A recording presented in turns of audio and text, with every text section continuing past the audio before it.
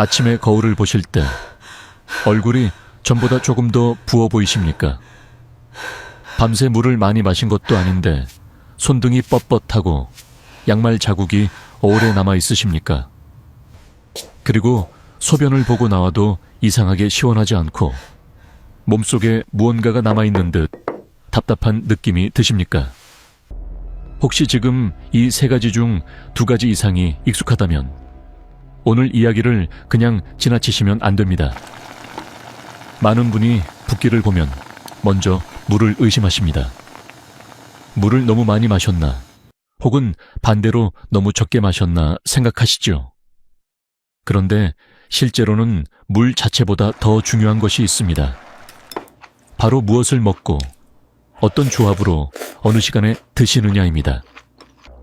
콩팥은 들어온 것을 조용히 걸러내는 기관이지만 60세 이후에는 이 조용한 필터가 예전만큼 넉넉하게 버텨주지 못합니다.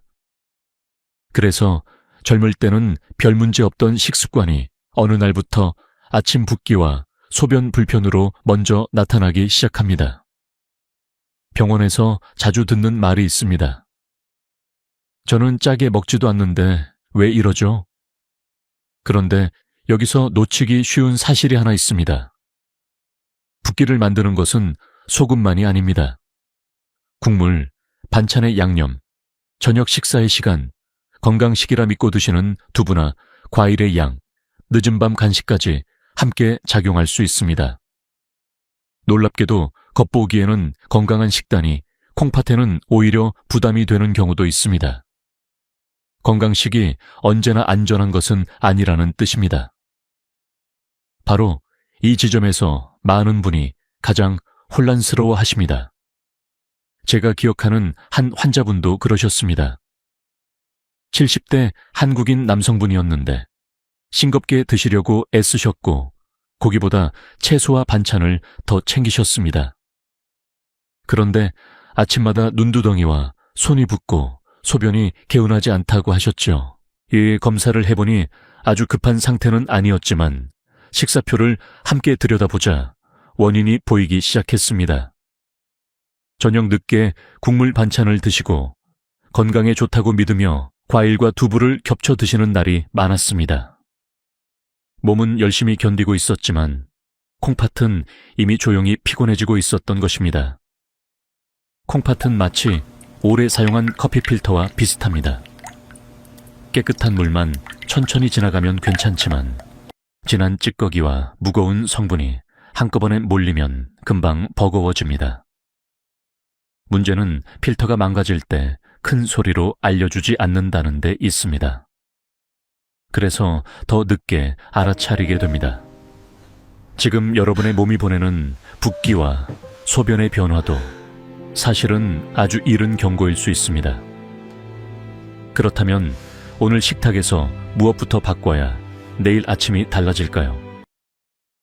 끝까지 함께 보셔야 하는 이유가 여기 있습니다. 잠시 뒤에는 짠맛보다 더 놓치기 쉬운 식단의 함정, 그리고 아침 소변이 한결 편해지는 식사 비율과 저녁 식사의 공통 실수를 차례로 말씀드리겠습니다. 알고 나면 어렵지 않습니다. 하지만 모르고 지나치면 같은 식탁이 계속 몸을 지치게 만듭니다. 이제 그 첫 번째 숨은 이유로 들어가 보겠습니다. 붓기와 아침 소변의 문제를 이야기할 때 많은 분이 아직도 소금만 떠올리십니다. 물론 짠 음식은 중요합니다. 하지만 그것만으로는 설명이 되지 않는 경우가 많습니다. 실제로는 저녁 식사의 구조 전체가 밤사이 몸의 부담을 결정합니다. 다시 말해, 무엇을 얼마나 드셨는가보다 어떤 조합으로 드셨는가가 더 중요해지는 순간이 있습니다. 우리 몸은 밤이 되면 낮보다 천천히 움직입니다. 혈액순환도 조금 느려지고 소화도 완만해지며 콩팥이 처리해야 할 부담 역시 시간의 영향을 받습니다. 젊을 때는 밤늦게 먹어도 다음날 어느 정도 회복이 되지만 60세 이후에는 이야기가 달라집니다. 저녁에 들어온 짠 국물, 양념 반찬, 단백질, 과일, 야식이 한 번에 겹치면 몸은 밤새 조용히 정리하느라 더 애를 씁니다. 아침에 얼굴이 붓고 손이 뻣뻣하며 소변이 개운하지 않은 이유가 바로 여기에 숨어 있을 수 있습니다. 쉽게 말해 보겠습니다. 저녁 식사는 마치 잠들기 직전에 집 안으로 여러 상자를 한꺼번에 들여놓는 것과 비슷합니다. 상자가 하나면 정리가 쉽습니다. 그런데 상자마다 무게도 다르고 성질도 다르면 정리하는 사람은 밤새 바빠집니다. 콩팥도 비슷합니다. 짠 성분은 물을 붙잡고 일부 음식 성분은 대사 부산물을 늘리고 늦은 시간의 식사는 처리 시간을 빼앗습니다. 그래서 겉으로는 많이 먹지 않았는데도 몸이 무겁게 남는 것입니다.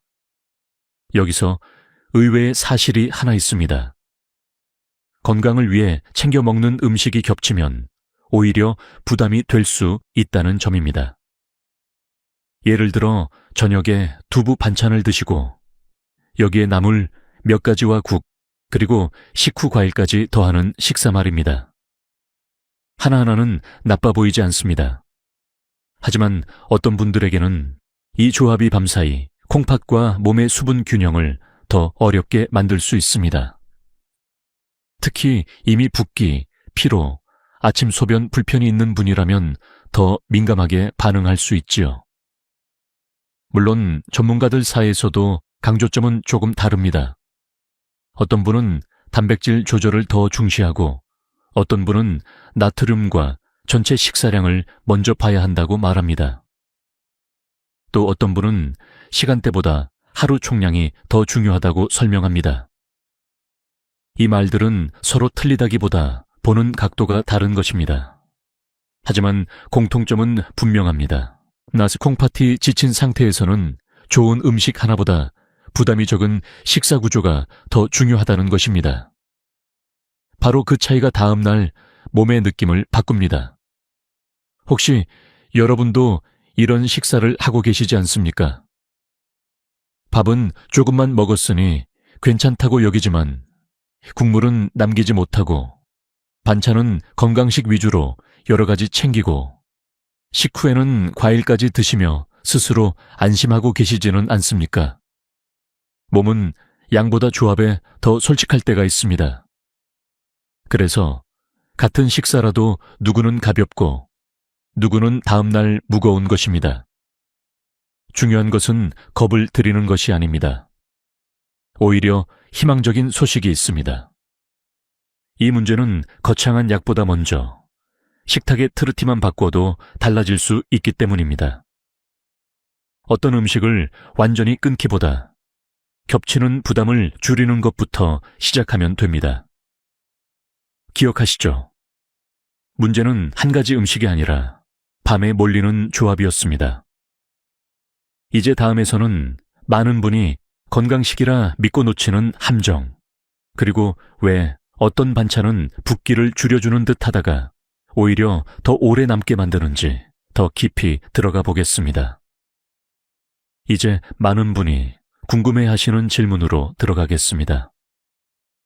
건강하게 먹고 있는데 왜 붓기가 줄지 않을까요? 여기에는 흔하지만 잘 보이지 않는 함정이 있습니다. 몸에 좋다고 알려진 음식도 콩팥이 지친 분에게는 상황에 따라 다르게 작용할 수 있다는 점입니다. 두부는 담백하고 과일은 비타민이 많고 나물은 기름진 음식보다 좋아 보입니다. 모두 맞는 말입니다. 그러나 문제는 이런 음식들이 한 끼, 특히 저녁에 겹쳐질 때입니다. 두부, 된장국, 나물 반찬 여러 가지, 식후 과일까지 이어지면 본인은 가볍게 먹었다고 느껴도 몸은 다르게 반응할 수 있습니다. 다음날 붓기와 입안의 텁텁함, 소변 불편이 이런 조용한 겹침에서 시작되기도 합니다. 콩팥은 음식 이름만 보고 일하지 않습니다. 건강식인지 아닌지가 아니라 전체 양, 시간, 조합을 함께 처리합니다. 마치 서류 한 장은 괜찮아도 마감 직전에 여러 묶음이 한꺼번에 들어오면 버거워지는 것과 같습니다. 놀라운 점은 적게 먹는 분들 중에도 붓기와 피로를 반복하는 경우가 많다는 사실입니다. 많이 먹어서가 아니라 편중되게 먹기 때문입니다. 밥은 줄이고 반찬만 많거나 국물은 가볍다고 여겨 자주 드시거나 저녁에 과일로 마무리하는 패턴이 그렇습니다. 겉으로는 절제한 식사 같아도 콩팥에는 정리하기 어려운 흐름이 될 수 있습니다. 전문가들 의견도 조금 다릅니다. 어떤 쪽은 특정 영양소 조절을, 다른 쪽은 식사의 단순화를 먼저 강조합니다. 실제 생활에서는 두 관점 모두 필요합니다. 다만 아직 수치가 심하지 않은 분이라면 복잡한 제한보다 저녁 식사를 단순하게 만드는 것만으로도 몸의 느낌이 달라질 수 있습니다. 한번 생각해 보십시오. 여러분의 저녁 식탁은 정말 가벼운 식탁입니까? 아니면 건강식이라는 이름 아래 여러 부담이 쌓이는 식탁입니까? 몸은 검사표보다 먼저 아침 붓기와 소변 느낌으로 답할 때가 있습니다. 그래서 지금부터는 무엇을 더 먹을까 보다 무엇을 겹치지 않게 할까가 더 중요합니다. 다음에서는 많은 분이 가장 자주 반복하는 저녁 식사의 실수를 하나씩 짚어보겠습니다. 이제 저녁 식사의 가장 흔한 실수를 보겠습니다. 많은 분이 밥 양만 줄이면 괜찮다고 생각합니다. 하지만 더 중요한 것은 국물, 반찬의 겹침, 식사의 마무리입니다. 밥을 줄였는데도 붓기가 남는 이유가 여기에 있습니다. 첫 번째 실수는 국물을 가볍게 보는 습관입니다.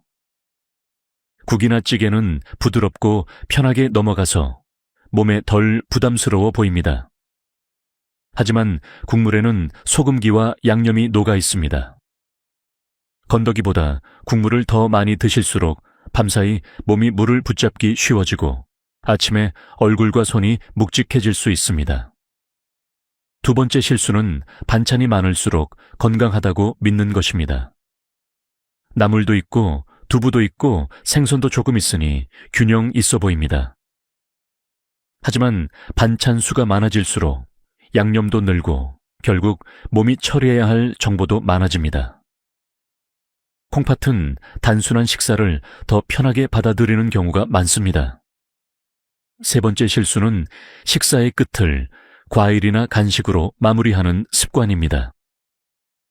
과일이니까 괜찮다고 생각하기 쉽지만 이미 저녁 식사를 한 뒤에 또 하나를 더 하는 패턴은 어떤 분들에게는 부담이 될 수 있습니다. 특히 늦은 시간일수록 이런 부담은 더 오래 남습니다. 흥미로운 점은 같은 음식을 먹어도 순서가 다르면 느낌이 달라질 수 있다는 것입니다. 짠 반찬으로 입맛을 열고 국물로 마무리하는 식사는 더 많은 양을 부르기 쉽습니다. 반대로 밥과 단순한 반찬 위주로 천천히 드시고 국물은 줄이고 식사의 끝을 가볍게 마치면 몸이 받는 부담이 달라질 수 있습니다. 전문가들 중에는 칼로리나 체중 관리가 더 중요하다고 보는 분도 있고 나트륨 조절이 핵심이라고 보는 분도 있습니다. 하지만 실제로 붓기와 아침 소변 불편을 겪는 분들에게는 숫자보다 식사의 흐름이 더 큰 단서가 되는 경우가 많습니다.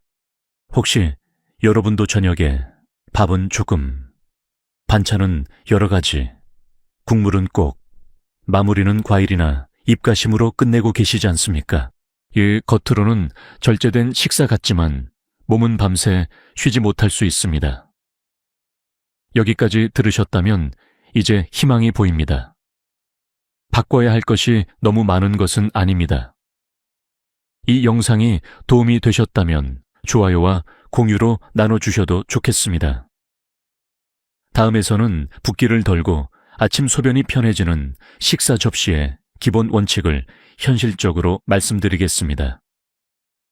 이제부터는 무엇을 피할까 보다 어떻게 먹어야 몸이 덜 붓고 아침 소변이 편해지는가를 말씀드리겠습니다.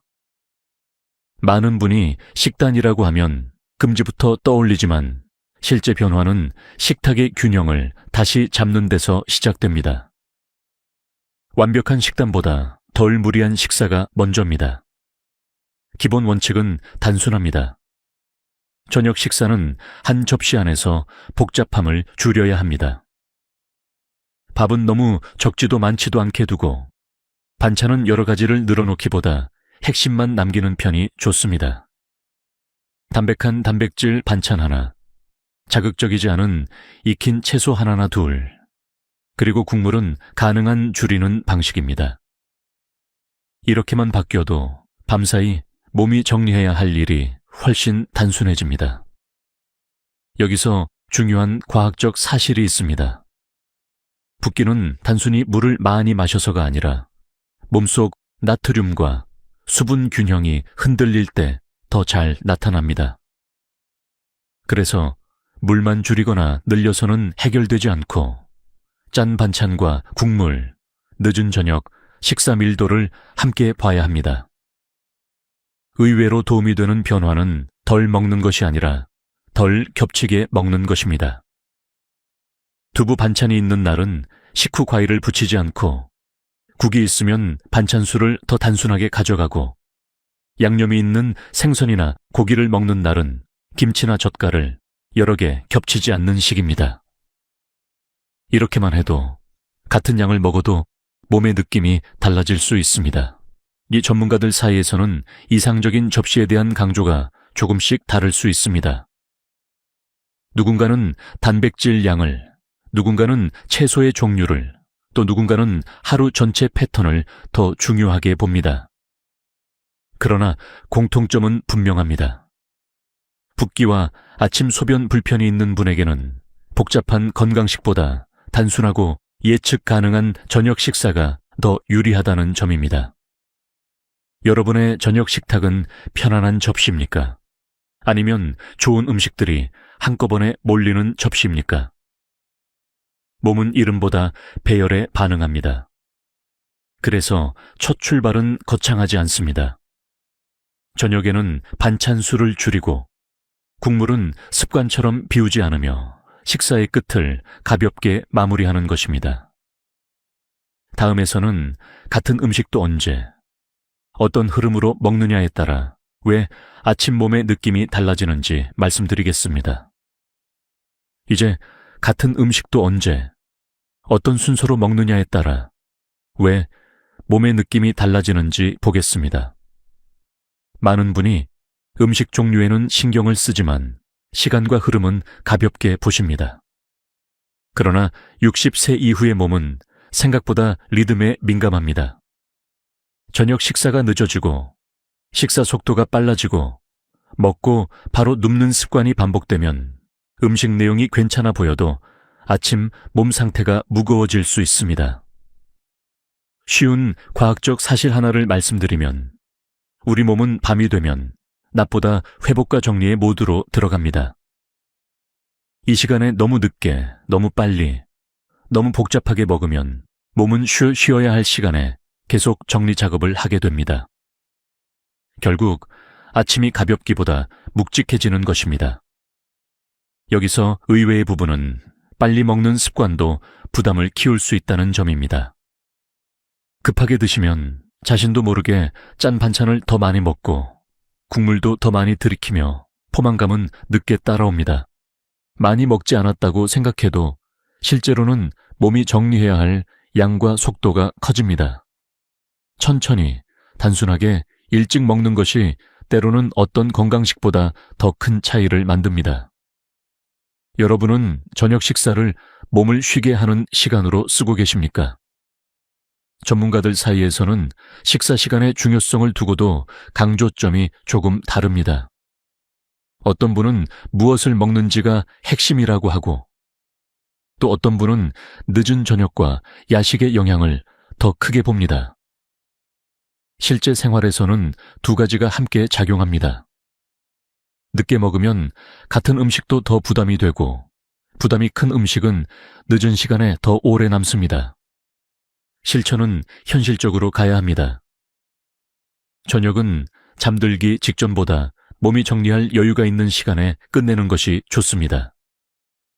식사는 자극적인 반찬과 국물보다 밥과 부담이 적은 반찬으로 시작하고 국물은 습관처럼 비우지 않으며 식후 바로 눕기보다 잠깐 천천히 움직여주는 것이 도움이 됩니다.